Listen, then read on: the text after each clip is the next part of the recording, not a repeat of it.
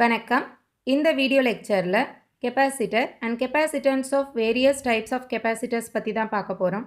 ஜென்ரலாக கெப்பாசிட்டர்னா நம்மளுக்கு என்ன தெரியும்? It is a two terminal electronic passive device. கரெக்டாக? ஸோ இது மெயினாக எதுக்காக யூஸ் பண்ணுறோம்? To store electric energy. So கெப்பாசிட்டரோட சிம்பிள் வந்து நம்மளுக்கு தெரியும், சின்னு சொல்லுவோம். இது எலக்ட்ரிக் சர்க்கியூட்டில் நம்ம யூஸ் பண்ணும்போது இதோட சிம்பிள் வந்து இப்படி தான் நம்ம ரெப்ரசென்ட் பண்ணுறோம். ஸோ ஆக்சுவலாக இங்கே என்ன இருக்குன்னா, டூ கண்டக்டிங் பிளேட்ஸ் இருக்கும் with a distance D. So இந்த ரெண்டு கண்டக்டிங் பிளேட்ஸுக்கு இடையிலையும் இருக்கக்கூடியது என்னன்னு சொல்கிறோம்? The dielectric medium. இந்த டயலெக்ட்ரிக் மீடியமோட பேராமீட்டர் என்ன? Epsilon. Okay, the total cross sectional ஏரியாவை ஏன்னு ரெப்ரசன்ட் பண்ணுறோம். ஓகே, ஸோ இங்கே டோட்டல் சார்ஜஸ் ப்ரெசன்ட் இந்த கெப்பாசிட்டரை வந்து கியூன்னு ரெப்ரசன்ட் பண்ணுறோம். So whenever we are giving a electric potential, இங்கே நம்ம பொட்டென்ஷியல் கொடுக்கும்போது ஆட்டோமேட்டிக்காக இங்கே என்ன ஆக ஆரம்பிக்கும்? எலக்ட்ரிக் எனர்ஜிஸ் வந்து ஸ்டோர் ஆக ஆரம்பிக்கும். So positive energies and negative energies வந்து இங்கே ஸ்டோர் ஆகும். So that's how it stores that electric energy. Electric சர்க்யூட்டில் யூஸ் பண்ணும்போது இந்த கெப்பாசிட்டர் எதுக்காக மெயினாக யூஸ் பண்ணுறோன்னா, to block the DC and allows the AC signal. Okay, so property of the capacitor or characteristics of the கெப்பாசிட்டரை நம்ம mention பண்ணுறதுக்கு use பண்ணுற பேராமீட்டர் தான் கெப்பாசிட்டன்ஸ். ஓகே, ஸோ சின்றது என்னது? Property of the capacitor. So that can be obtained as Q by V or A epsilon by D. ஸோ ஜென்ரலாக capacitor வந்து 2 மார்க்கில் கேட்டாங்கன்னா அதோட சிம்பிள் ட்ரா பண்ணணும். கெப்பாசிட்டர்னா என்ன நம்ம ரெப்ரசன்ட் பண்ணணும், தென் இட்ஸ் ஈக்குவேஷன். ஓகேவா? ஸோ இந்த டெரிவேஷனை தான் அடுத்து நம்ம பார்க்க போகிறோம். ஓகே, ஸோ இதோட யூனிட் என்ன? ஃபேரட். புரியுதா எல்லாருக்கும்?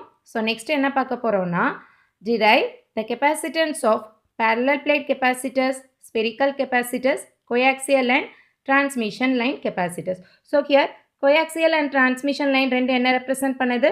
cylindrical form of capacitor. ஓகேவா?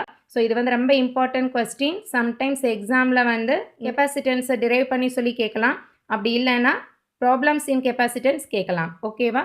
ஸோ இந்த வீடியோ லெக்சரில் நம்ம டெரிவேஷன் தான் பார்க்க போகிறோம். நெக்ஸ்ட் வீடியோ லெக்சரில் ப்ராப்ளம் சால்வ் பண்ணலாம். ஓகே, ஸோ ஃபஸ்ட்டு வந்து very basic type of parallel plate capacitor தான் நம்ம எடுத்திருக்கோம். ஸோ parallel plate கெப்பாசிட்டர்ன்றது the general type of capacitor. So இங்கே என்ன பண்ணுறோம் அப்படின்னா, ரெண்டு கண்டக்டிங் பிளேட்ஸ் எடுத்திருக்கோம். இதுக்கு இடையில வந்து ஒரு டயலெக்ட்ரிக் மீடியம் இங்கே வச்சுருக்கோம். ஸோ இப்போ யார் எடுத்துட்டோம்னா, we can say its relative permittivity is equal to 1. Okay, so here the cross sectional area is A, distance between the plates is D, that overall charge is Q. Here the potential is given to the capacitor and it starts storing that energy. Okay, so இங்கே எந்த பாயிண்ட்லேருந்து நம்ம டெரிவேஷனை start பண்ண போகிறோம்னா, here we can take the uniform electric flux density over the plates. Uniform electric flux density na என்ன அர்த்தம்? D. So எப்போ வந்து ஒரு கண்டக்டர் ஆர் ஒரு மீடியமில் எலக்ட்ரிக் ஃப்ளக்ஸ் லைன்ஸ் வந்து ஃபார்ம் ஆகுதோ, then we can find out its electric flux density. So இந்த electric flux lines per unit ஏரியாவை தான் நம்ம என்னன்னு சொல்கிறோம்?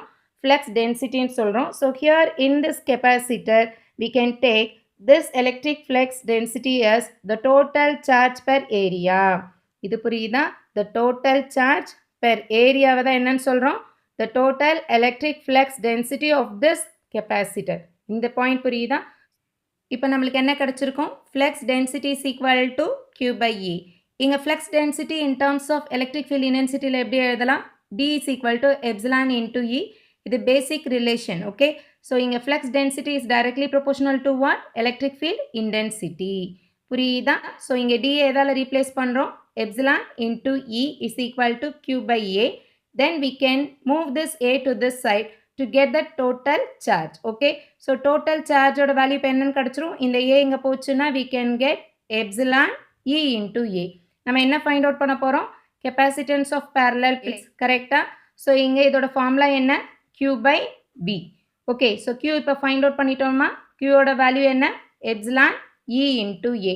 நெக்ஸ்ட்டு நம்ம Vயோட வேல்யூ ஃபைண்ட் அவுட் பண்ணோன்னா we can get that ratio to find out this capacitance.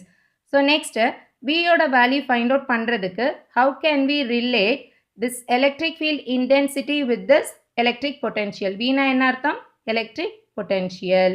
Okay, so இப்போ டோட்டல் சார்ஜை வந்து ஃபர்ஸ்ட் ஈக்குவேஷன் நம்ம எடுத்துட்டோம், that is epsilon E into A. Next இப்போ எலக்ட்ரிக் ஃபீல்ட் இன்டென்சிட்டிக்கும் எலக்ட்ரிக் பொட்டென்ஷியலுக்கும் உள்ள ரிலேஷன் என்னன்னு பார்க்க போகிறோம். நம்மளுக்கு என்ன தெரியும்? Potential is equal to minus line integration of electric field intensity. கரெக்டாக?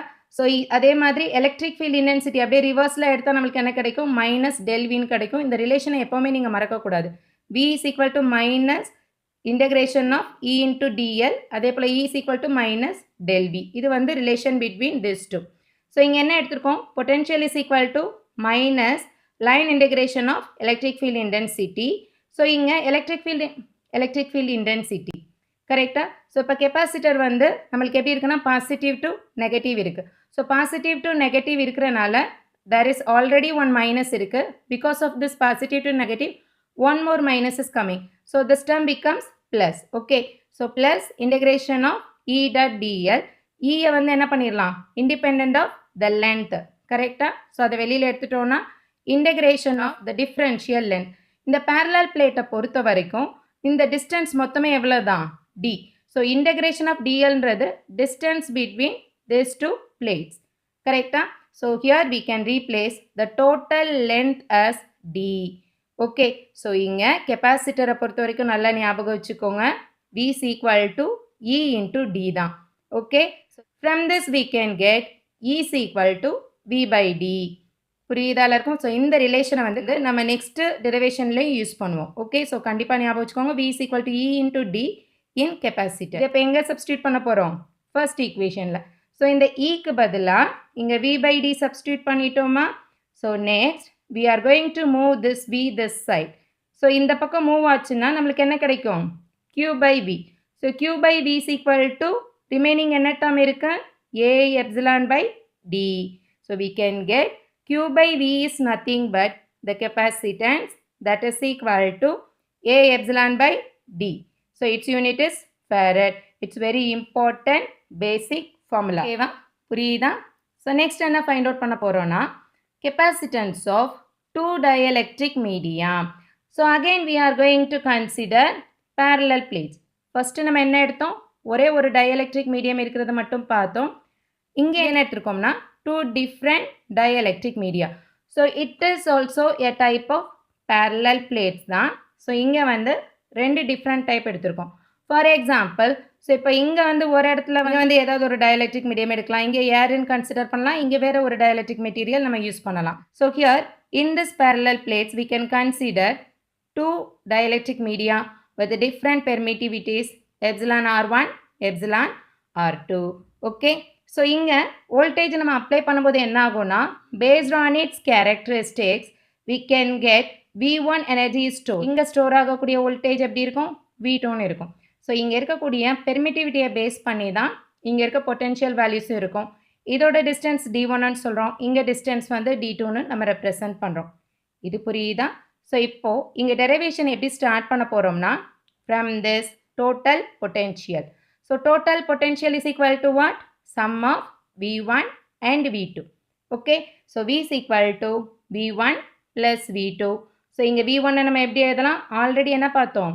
இங்கே relation between V and E. இது ரெண்டுக்கு இருக்கிற ரிலேஷன் என்ன? V is equal to E into D. So இப்போ V1னா இதோட எலக்ட்ரிக் ஃபீல்ட் இன்டென்சிட்டி எப்படி இருக்கும்? E1ன்னு இருக்கும். இதோட டிஸ்டன்ஸ் என்ன? D1. அதே மாதிரி V2னா here it is E2 into D2. So இதை ஃபர்ஸ்ட் ஈக்குவேஷன் எடுத்துக்கோங்க. ஸோ நெக்ஸ்ட் நம்ம என்ன பண்ண போகிறோன்னா ஃப்ளக்ஸ் டென்சிட்டி ஃபைண்ட் அவுட் பண்ண போகிறோம். இங்கே D1 is equal to Q by Aன்னு எடுத்திருக்கோம். ஸோ அதே மாதிரி இங்கே D1 எப்படி ரெப்ரசன்ட் பண்ணலாம்? epsilon 1 E1. epsilon 1ன்றது nothing but epsilon naught epsilon R1. epsilon 1ன்றது nothing but epsilon naught into epsilon R1. That is equal to Q by A. So from this we can find out this E1. Correcta? So D1 is equal to E1 is equal to Q by A epsilon naught epsilon R1. So similarly we can get D2 is equal to Q by A into epsilon naught epsilon R2. இப்போ நம்மளுக்கு E1 கிடைச்சிருச்சு, E2வும் கிடைச்சிருச்சு. So next என்ன பண்ண போகிறோம்? இந்த ரெண்டு வேல்யூஸை எங்கே சப்ஸ்டியூட் பண்ண போகிறோம்? இந்த ஃபர்ஸ்ட் ஈக்குவேஷனில் சப்ஸ்டியூட் பண்ண போகிறோம். நெக்ஸ்ட் ஸ்டெப்பில் E1 and E2 value substitute பண்ணதுக்கப்புறமா நம்மளுக்கு என்ன கிடைக்கும்? The total potential is equal to Q by A epsilon naught epsilon R1 into D1 plus Q by A epsilon naught epsilon R2 into D2. So இந்த ரெண்டு டேர்ம்ஸ்லையும் நம்மளுக்கு Q by A epsilon naught வந்து காமனாக இருக்குது. So we can take it outside.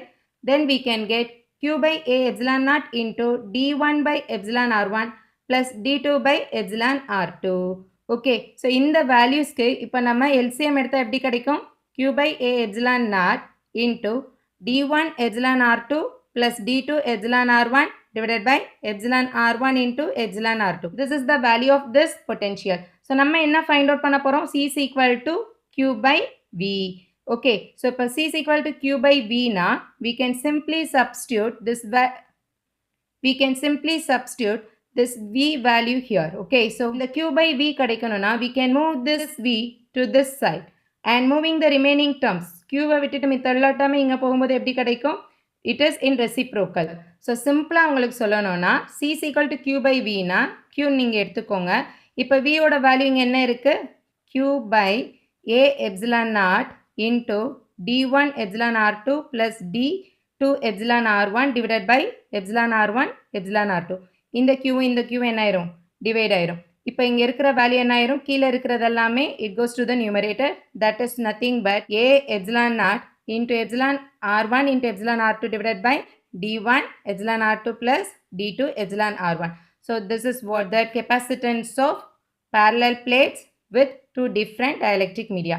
இதே வந்து 3 dielectric mediaவும் இருக்கலாம். Okay, so epsilon R1, epsilon R2, epsilon R3. So இந்த மாதிரியும் கொடுப்பாங்க. The same procedure we can solve it. இது புரியுதா எல்லாருக்கும்? So simple இந்த problem ஞாபகம் வச்சிட்டீங்கன்னா இதில இருந்து நம்ம என்ன பண்ணிரலாம்? ஈஸியா find out பண்ண முடியும். Okay, so next one is capacitance of an isolated sphere. இப்போ எங்க வந்திருக்கோம்னா spherical capacitorக்கு வந்திருக்கோம். Spherical capacitorோட capacitance value find out பண்ண போறோம். So for that we can consider a sphere of radius r. இதோட charge என்ன? Q. So இதோட derivation வந்து ரொம்ப சிம்பிளான derivation தான் because we are going to take that relation directly. So potential is equal to what? Minus integration of E dot dr. எதுக்காக இங்க E dot dr போட்டிருக்கோம்? dl போடாம ஏன் r போட்டிருக்கோம்னா we are taking that radius as the line integration. Okay, so here minus integral of E dot dr. So இங்க E ஓட value நம்ம எப்படி எடுத்துக்கிறோம்னா instead of taking the distance, இது வந்து parallel plate இருக்கும்போது இந்த வேல்யூ வந்து என்னன்னு எடுத்துட்டோம்? distance d ன்னு எடுத்துட்டோம். இந்த distance d ன்னு எடுத்துட்டு v is equal to E into d ன்னு போட்டுட்டோம். கரெக்ட்டா? But here we can't take the distance like that because it is the sphere. கரெக்ட்டா? So here we can consider this electric field intensity using Gauss law.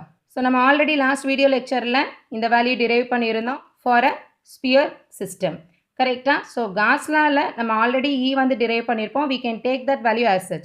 So E is equal to, that is electric field intensity is equal to Q by 4 pi epsilon r square. You have to remember this value always. So we are going to substitute this value in this equation. So we can get V is equal to minus integral of Q by 4 by epsilon r squared into dr. This Q by 4 pi epsilon are independent of this value r. We can take it outside. So minus Q by 4 by epsilon, then integral of 1 by r square dr. Okay, so இப்போ நம்ம r square 1 by r square எப்படி எழுதலாம்? r power minus 2 ன்னு எழுதலாம். We can take that value like this. Then we can integrate this value with respect to r. r power minus 2 why integrate பண்ண என்ன ஆகும்? So we can simply add 1 here, correct? And then move that value in this side. So minus 1 r power minus 1. We can get that answer like this. Minus 1 r power minus 1. So that's what given here. This is minus 1. Okay. So minus into minus, this term becomes plus. So we can get Q by 4 by epsilon. This term is r power minus 1 எப்படி எழுதலாம்? 1 by r. So this is what? 1 by r. V is equal to Q by 4 by epsilon r. Okay, we want to find out C is equal to Q by V. Okay, Q by V. So here we can move this V this side and move this value to that side. Simply exchange these values here. We can get C is equal to Q by V is equal to 4 by epsilon r. So next one is capacitance of concentric sphere. So இப்போ என்ன பண்ண போறோம்னா concentric sphereன்றப்ப we can consider two spheres with inner radius A and outer radius as B. Okay, so இந்த concentric sphereக்கு நம்ம என்ன find out பண்ண போறோம்? Capacitance value. So இந்த இதில் we can give negative n to that outer sphere and positive to this inner sphere. So we can get the energy storage, அதாவது electric energy stored in between these two spheres. புரியுதா உங்களுக்கு? So we are going to find out the capacitance between these two spheres. So one is with the radius A, another one is with radius B. We want to get that capacitance between these two. So for that, we can consider one more radius in between these two layers. Okay, intensity between these two spheres obtained by using the Gauss law with the distance r. Okay, so இங்க radius என்னன்னு எடுத்துட்டோம் r. இந்த r என்றது என்னன்னா இந்த ரெண்டு ரேடியஸ்க்கும் இடையில இருக்கக்கூடிய ஏதோ ஒரு point. Okay, so electric field intensity நம்ம எப்படி ரெப்ரசன்ட் பண்றோம்? for sphere according to Gauss law q by 4 pi epsilon r square. so இங்க ரேடியஸோட வேல்யூ எப்படி எடுத்திருக்கோம்? between this a and b. ஓகேவா? here we can use the term greater than or equal to less than or equal to. so we can start from this a. இந்த a யோட சர்ஃபேஸ்ல இருந்து இந்த b யோட inner surface வரைக்கும் எந்த point வேணாலும் எடுக்கலாம். Okay, that's why we are giving that value like that. okay, so next potential difference நம்ம find out பண்ண போறோம். because c யோட வேல்யூ தான கண்டுபிடிக்கணும். c யோட வேல்யூ கண்டுபிடிக்கணும் என்ன செய்யணும்? q by v. so potential தான் நம்ம find out பண்ண போறோம். so potential ஓட ஃபார்முலா நமக்கு தெரியும். that is what? v is equal to minus integral of e dot dl. so இங்க e ன்ற இடத்துல இந்த வேல்யூவை substitute பண்றோம். here we can take minus integral of its limit is from b to a q by 4 by epsilon r squared dr. இது புரியுதா எல்லாருக்கும்? so next stepல we are going to take this q by 4 by epsilon outside because independent of the r value. so உள்ள என்ன மட்டும் இருக்கு? 1 by r squared இருக்கு. 1 by r squared நம்ம integrate பண்ணா நமக்கு என்ன கிடைக்கும்? minus r power minus 1. so minus into minus plus நம்மளுக்கு கிடைச்சிரும். இப்போ upper limit என்ன substitute பண்றோம்? a, lower limit வந்து b. so r power minus 1 என்ன அர்த்தம்? 1 by r. so first a why substitute பண்றோம், then b யை substitute பண்றோம். ஓகேவா? so v is equal to q by 4 by epsilon b 1 by a minus 1 by b, that is equal to b minus a by ab. next என்ன find out பண்ண போறோம்? capacitance. capacitance is equal to q by v. so இந்த equationல இந்த v இங்க வருது. இங்க இருக்க டேர்ம்ல அந்த பக்கம் போகும்போது ரெசிப்ரோக்கலா போகும். we can get q by v is equal to 4 pi. இங்க கீழே என்ன இருக்கோ அதெல்லாம் மேலே போகும், மேலே இருக்கிறது கீழே வரும். so 4 by epsilon ab divided by ba.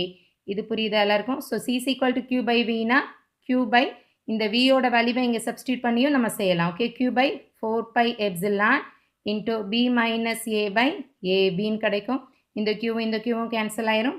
then இங்க இருக்கிற denominator value எல்லாம் numeratorக்கு போயிரும். we can get 4 by epsilon ab by b minus a. okay, next we are going to derive the capacitance of coaxial cable. so coaxial cable எப்படி consider பண்ணிக்கிறோம்? cylindrical capacitorன்னு consider பண்ணிக்கிறோம். so இந்த coaxial cableோட front view பார்த்தோம்னா concentric sphere மாதிரி தான் இருக்கும். but we are going to take the capacitance per unit length. coaxial cableன்றது என்ன? it's a cable with certain length. புரியுதா? it is not the sphere, it is the cylinder. so இந்த side viewல உங்களுக்கு தெரியுது இல்லையா? so here we can consider two cylinders are charged at the rate of rho l.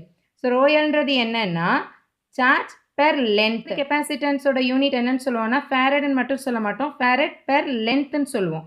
so எவ்வளவு தூரத்துக்கு அதை எடுத்திருக்கோம் அப்படின்றதையும் கன்சிடர் பண்ணணும். okay, that is what cylindrical capacitor. so here we can consider a cable of inner radius a and outer radius b. so இந்த இடத்துல நம்ம என்ன கன்சிடர் பண்றோம்னா Gauss law யூஸ் பண்ணி நம்ம find out பண்ண electric field intensity over cylindrical surface. so according to Gauss law over cylindrical surface, that electric field intensity is equal to rho l by 2 pi epsilon r. so இந்த value already நம்ம derive பண்ணியிருக்கோம் இந்த previous lecture video. correct? applications of Gauss law already இந்த value நம்ம derive பண்ணியிருக்கோம். so அதை டைரக்டா நம்ம யூஸ் பண்ணிக்கலாம். so அப்ப நீங்க இந்த valuesலாம் கொஞ்சம் ஞாபகம் வச்சுக்கணும். sphere ஓட electric field intensity என்னன்னு தெரியணும்? q by 4 pi epsilon r square. ஓகேவா? இந்த வேல்யூஸ்லாம் எப்பயும் ஞாபகம் வச்சிருக்கணும். அதே மாதிரி cylindrical surfaceனா rho l by 2 pi epsilon r. Okay, இப்போ electric field intensity கிடைச்சிருச்சா? so next என்ன பண்றோம்? potential difference find out பண்ண போறோம். so v is equal to what? minus integration of, here the lower limit is b, upper limit is a. so why do we say like this? நீங்க வந்து a ல இருந்து b வரைக்கும் இந்த டிஸ்டன்ஸ்ல இருக்கிறத நம்ம கன்சிடர் பண்றோம். Okay, so minus integration of b to a, இங்க e யோட வேல்யூ சப்ஸ்டிட்யூட் பண்றோம், rho l by 2 pi epsilon r into dr. drன்றது நம்ம ஆல்ரெடி சொன்னோம் இல்லையா? coaxial cableல inner radius a, outer radius வந்து b, in between இருக்கிற ஏரியால தான் நம்ம electric field intensity find out பண்ண முடியும். கரெக்ட்? so next இந்த rho l 2 pi epsilon நம்ம வெளியில எடுத்துட்டோம். எதை இன்டகிரேட் பண்ண போறோம்? 1 by r. 1 by r integrate பண்ணா என்ன கிடைக்கும்? ln of r, that is natural logarithmic of r கிடைக்கும். so here limit is a to b, upper limit a, lower limit b. So simply we are going to substitute these values. We can get minus rho L by epsilon ln of A minus ln of B. So இங்கே positive கொண்டு வரணுன்றதுக்கு என்ன பண்ணுறோன்னா இந்த lane of ஏவையும் பிவையும் மாற்றுறோம். So மாற்றும்போது என்ன ஆகும், minus வந்து minus எல்லாம் மல்டிப்ளை பண்ணுறோன்னு வைங்க, இங்கே வெளியிலேயும் உள்ளே மல்டிப்ளை பண்ணால் என்ன ஆகும், so here it becomes minus ln of A ஆகும், இங்கே இது ப்ளஸ் லேன் ஆஃப் பீன் ஆகும். So this minus is multiplied with this minus plus. So rho L by 2 pi epsilon, here it is ln of B minus ln of A. So இங்கே லாகை பொறுத்த வரைக்கும் minus வந்து என்ன அர்த்தம், lane of B by ஏன்னு அர்த்தம். Okay, so we can get the potential is equal to rho L by 2 pi epsilon ln of B by A. From this we can find out C is equal to Q by V na போடுவோம், not Q. Here we can say that line charge density because we are considering that line. So இங்கே Qன்னு எடுக்கல, total charge எடுக்கல, அந்த லைனில் இருக்கக்கூடிய charges எடுக்கிறோம். So line charge டென்சிட்டின்னு போடணும். So இங்கே இந்த rho L by V, rho L நம்மளுக்கு தெரியும், டிவைடட் பை வி என்ன இங்கே டெரைவ் பண்ணியிருக்கோம், rho L divided by 2 pi epsilon ln of B by A. Correct? So rho L cancel ஆயிரும். இந்த 2 pi epsilon மேலே போகும்போது we can get here C is equal to rho L by V is equal to what now? 2 pi epsilon by ln of B by A. Its unit is farad per meter. இது ரொம்ப important.